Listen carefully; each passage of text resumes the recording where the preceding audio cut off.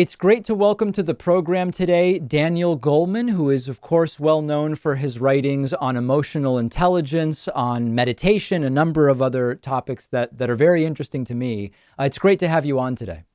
Thanks, David. Pleasure to be here. So maybe just to start the conversation, we're hopefully starting to get to the beginning of the end, or the end of the middle, or somewhere closer to where life will in some ways return to normal vis-a-vis the pandemic. But one of the things I've been talking with many people about are kind of speculating about what the longer term effects might be of this pandemic. I think certainly some degree of the feeling that the world is a hostile place, which may connect to some agoraphobia for many people. People may be realizing that the risks that they were taking before were bigger than maybe they acknowledged, and changing behavior going forward. It's just some ideas. How are you conceiving of this kind of exit process and what the impacts may be emotionally, psychologically? Well, I see two upsides coming at some point. One is that everybody's been under tremendous stress because of the lockdown, particularly working parents. I mean, how do you work from home and manage kids running in and out of your Zoom, and, life goes on. And that just raises the stress level to a point where people may be feeling emotionally exhausted. And that hopefully will be relieved when things ease up. The second is a kind of disconnect. We haven't been able to see our friends, hanging out in the way we usually do. And Zoom or Skype, these video conferencing ways of meeting people do something a little weird to the social circuitry of the brain. And that is, I can't look you in the eye at the same time I see your face. If you Right. You're either looking right at the now, camera. If you look at the camera, it looks like you're looking at me, but then you're not really looking at where you see me on your screen. Yeah. Exactly. Yeah. So the disconnect is that there's no eye contact anymore, at least on screen, and we'll be able to have that again. What a relief to the extent we can see people. And you're right, people still have to be safe. I'm double vaccinated, and we just saw some friends outside still with masks. I'm of an age where I might be vulnerable. I've got to be very careful, and people need to be careful too, not just for themselves, but for other people they love and contact regularly. But then the big unanswered question is the one you raise. What will be the long-term consequences of having not been able to see people as usual? I think on children and teenagers, because the social and emotional circuitry of the brain is the last part of the brain to become anatomically mature. It doesn't get set in place until the mid-20s. And at every stage, children and teens need something. There's what's called the 5 to 7 shift, when kids' prefrontal cortex comes online, and circuitry that allows them to just say no to emotional impulse gets stronger and stronger. But then as they develop, they need to be with other kids. Kids learn an immense amount emotionally and socially from their peers. And all of a sudden it's gone. And we don't know what the consequences would be. I tend to be an optimist. I tend to think, well, kids are really adept at remedial learning. And I hope that turns out to be true. We just don't know. Yeah, from a strictly mathematical standpoint, a 30-year-old being home for a year and a 60-year-old being home for a year as a proportion of their lives is very different than someone that was 6. And from 6 to 7, that's more than 15% of their lives. Is that kind of relative comparison important in thinking about who might suffer the biggest impact, in a sense? Perhaps. What that mathematics does not factor in is the rate at which children might be able to make up for what they didn't get. And, you see this, children's brains are remarkably plastic that way.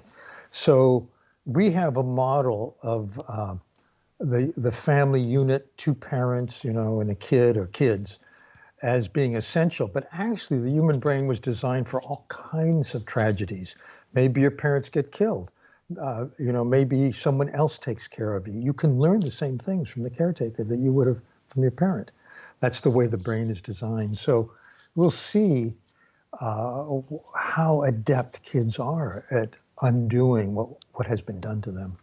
One of the things I've been noticing myself is now, as someone who's double vaccinated and I'm following all the CDC guidelines, which now include that unless you're in a big crowd outdoors, you don't have to wear a mask. President Joe Biden telling us this, the CDC telling us this last year. But yet I still find myself thinking, even though I know I'm following all the guidelines, when someone else goes by without a mask, there's a second where my mind does something where I say, whoa, hold on, this is dangerous in some way. But then I remember, hold on a second. At the worst case, 1 out of 1,000 cases were being transmitted outdoors. The person's 20 feet away. I've been conditioned, in a sense, to perceive danger maybe where there is not. Is that something that you expect will persist for some time? Well, David, you're very probabilistically oriented in your thinking. And that's a kind of a cognitive control. You're reframing the situation for yourself. I completely agree. And not many people can do that. Lots of people just react viscerally. They don't have the cognitive wherewithal to say, well, it's 1 in 1,000 and it's outdoors and so on. So I think people will be reacting now and for some time from their emotional centers rather rationally and cognitively. You've been doing more and more work, or at least I've been seeing more and more of your work related to meditation of late. And I've been studying with great interest some of the research that is done into the effects of meditation on the brain. And there are all sorts of different opinions about, is the effect overstated or understated, or do we not yet really know? Whether in the context of the pandemic or not, can you talk a little bit about your focus on meditation and why you think it's an important thing for, in particular now? Well, I think it's a natural next step from emotional intelligence. Emotional intelligence, in my model, has 4 parts. There's self-awareness, and then using that awareness to manage your disturbing emotions well and marshal positive ones. Well, it turns out that meditation is a very good tool for doing that. It is an exercise in self-awareness. And I just did a book with Richard Davidson, who's a neuroscientist at the University of Wisconsin. And we looked at the very best studies, and we found from the beginning, people tend to be more calm and more clear if they meditate. And there's a dose-response effect, so that the longer you do it, the more hours you put in, the more this seems to happen. Long-term meditators are triggered less often, less severely, and recover more quickly, we found from the data. And very high, Olympic level meditators are a whole other thing. And it turns out that if you do an exercise that increases warm-heartedness, compassion, or caring, you become more compassionate, caring. It's kind of a no-brainer, but it turns out that the part of the brain actually that where those circuits reside becomes stronger, and that behaviorally you're more likely to help someone in need. You're more generous, and so on. So meditation seems to work. And the second part of emotional intelligence is empathy. And I'm rethinking emotional intelligence now. Can I mention my podcast? Please, of course, yeah. It's available. I just started a podcast called First Person Singular, where some of my newest thinking is shared with people. And one of the ways I'm rethinking it is in terms of what is empathy. I know it's cognitive, I know it's emotional, but it also is empathic concern, which means you care about the other person, not just you know how they think, you know how they feel, but you want what's best for them. It's like a parent's love for a child. And I think this leads to compassion, or to that whole unfolding of warm-heartedness. Yeah, I mean, what's very interesting to me about this, and I don't want to make everything political, and I'm glad not to, but one of the things that I've been reading quite a bit about is that on well-designed sort of assessments of the level of empathy and compassion that are triggered in people when they are told a particular story or see a particular image, it can very accurately predict one's political leanings on a sort of general conservative liberal spectrum, as we might imagine it in the United States, applies to Democrats and Republicans. And then the next question sort of becomes, how much of this is nature? How much is nurture? How much is the environment you grew up around and kind of what your parents modeled for you versus is there something in the brain, and different people have different opinions? In theory, at least, this could be very relevant from a policy standpoint, could it not? You know, it reminds me of some data I saw years ago when I was a science journalist at the New York Times. And it was a behavioral genetics study of different behavioral variables, one of which was conservatism, which turned out to have a very high heritability, which suggests that part of this may be in our inherited circuitry, the tendency to want things to be safe, to want things to be the same, and then translate that into a political orientation. And then the policy question becomes a very interesting one, but not one I'm an expert on. So I'm going to finesse it, David. Well, no, but I guess I mean from the standpoint that is more relevant to your work, there is that question of when we say heritability, is it genetically heritable versus is it culturally heritable? My instinct would be that while there may be a genetic heritability, if you take a group of kids that's statistically more likely to be Republicans from, Utah or something like that, but you raise them in liberal Massachusetts families, my instinct is that the upbringing will have a significant impact even on whatever genetic heritability is there. I don't know. I'm thinking out loud. Yeah, David, I agree with you. It's always nurture as well as nature. And how kids are brought up or the culture you're socialized into has a great impact on how you behave, even given a XYZ inherited tendency. So I'm with you. I think it would matter, but we don't know. Do you take an evolutionary perspective at all on human empathy? Because I've read a lot one way or the other about the evolutionary advantage of empathy. And there's the position that it's sort of vestigial, that an advantage that was at one point relevant may no longer be today. I don't know. Is that something you think about? Well, I tend to take an evolutionary perspective, and from that point of view, empathy has a real upside, because when humans started living in groups and cooperating, which takes empathy, teamwork basically made humans the species that was a standout. Regrettably, evolution did not foresee the predicament we're in now, where our economics, the everyday things we buy and use, are degrading the ecosystem we depend on to survive. And I think that will become a more and more compelling reality for younger generations as time goes on. I think it'll reverberate back into the business world, and that corporations, companies will find it is in their best interest to do things in a better way for the environment, because they want to keep market share and people will care. Do you think that is there a particular lens that you think is a valuable lens to think about the issues you work on that's essentially missing right now from the national conversation? In other words, if you are sort of going to the typical news sources and informed by what people see on social media, some aspect of thinking about the society in which we now live that's not really getting the attention it deserves, that you think would be a great thing if it did? I call it radical transparency, and I mean ecological transparency. And I just did a podcast on this. It's an idea whose time has come. Basically, right now, we have full transparency about the cost of products. We have zero transparency about the ecological impacts of products. So if you were to buy a new mic or a new shirt, ideally, and the methodology for this exists, you could know the full environmental impact of that over its full life cycle. And you would know that at point of purchase. This is the ideal. And it might happen one day, and I think it may be expedited by younger generations. The reason being the coming climate crisis, which is being the engine of which has been our economic system.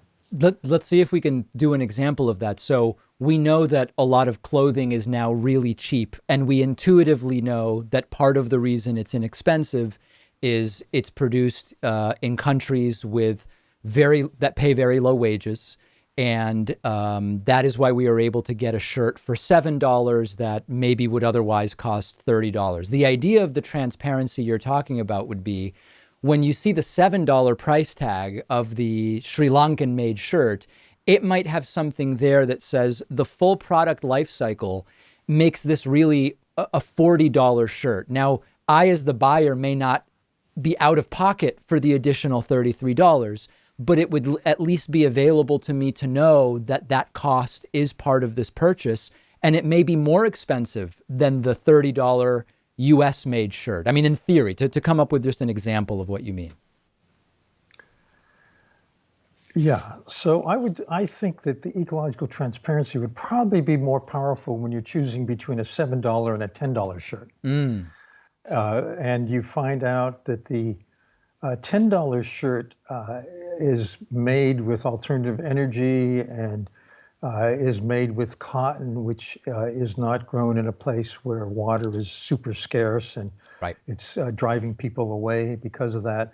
And the factory that it was made in actually pays a decent wage rather than starvation wage. And you may think, well, I'm going to do some good with that extra $3, and I'm going to buy the $10 shirt rather than the $7 shirt. And I think that will start to that transparency would shift market share, so that the guy who's making the $7 shirt is going to say, hey, why aren't people buying my shirts? And find out and say, okay, well, I'm going to do this and this and this, and then get certified by an independent body that he's improved. And then he's now again competitive with the $10 shirt. That's interesting. I mean, I think you're right that the comparison is much easier. The decision is much easier when it's 7 versus 10, but maybe that's some of the difficulty as well, because I don't know enough about the production of shirts to know this, but it's conceivable that the difference would be far bigger. And so the financial impact on an individual might be less trivial than maybe $7 to $10 might be. I actually think that in the actual competitive arena of companies, who are looking at their supply chain, how they extract, how they manufacture, they would do incremental changes. And so, the two $7 shirts would say, hey, my $7 shirt isn't going to threaten the climate. That guy's is. Right. In other words, that's more likely to be the arena. And look, another interesting example is our cell phones. Everybody's got one these days. And who knew that they all have rare earths, as they're called, some of which are mined in places that have slave labor? Yes. Well, darn, what are you going to do about that?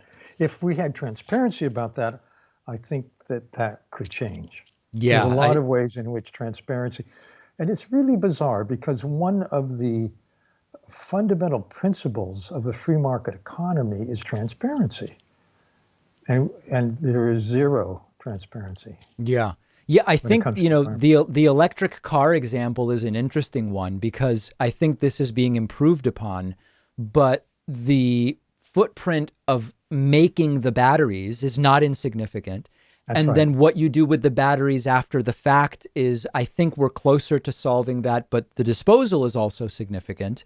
And that is completely opaque, I think, to most electric car buyers. And plastics is the same.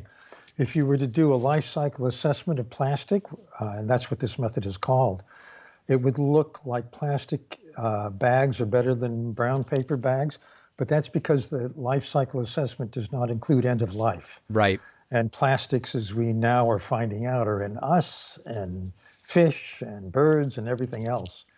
And it's a huge problem that we had not realized. So anyway, you asked what's missing, and I think that's what's missing. That's a great example. Yeah, that's a beautiful note to end on. We've been speaking with Daniel Goleman. We will link to the podcast as well as some of his books. Daniel, such a pleasure having you on. I so appreciate your time. David, it's a real pleasure. Thank you very much.